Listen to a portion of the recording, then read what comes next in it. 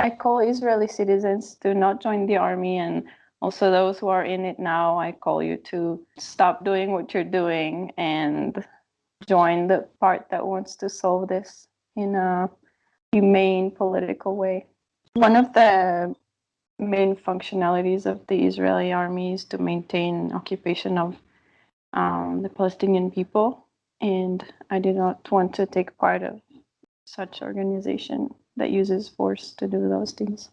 I feel, as a human being, I feel terrible for what's happening. I think it's yet another evidence to the fact that you cannot occupy and oppress and suppress other people in a sustainable way. Also, I know a lot of people are trying to create symmetries between the sides, they condemn violence on both sides, but it's very clear that this is not an even game. It's not two states and two militaries fighting against each other. It's very clear that there is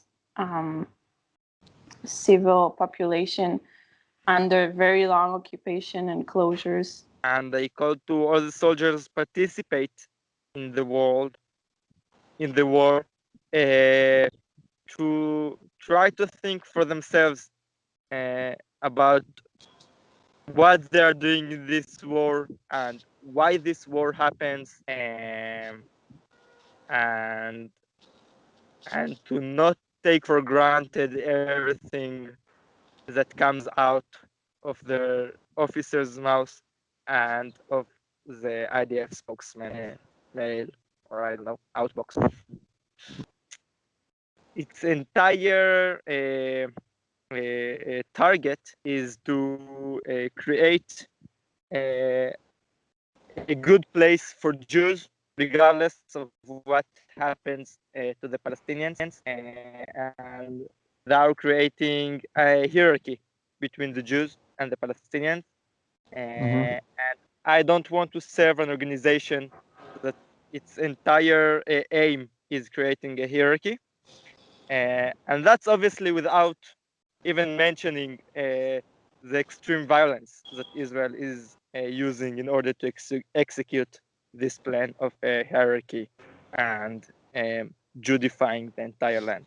Almost with every operation Israel is doing, I feel more satisfied with my decision. I can't call anyone not to not join the army, because it's a very severe crime in Israel. And I call to the entire Israeli public to resist the war in any non-violent way they can. Seeing what's happening right now in Gaza just makes me very, very angry.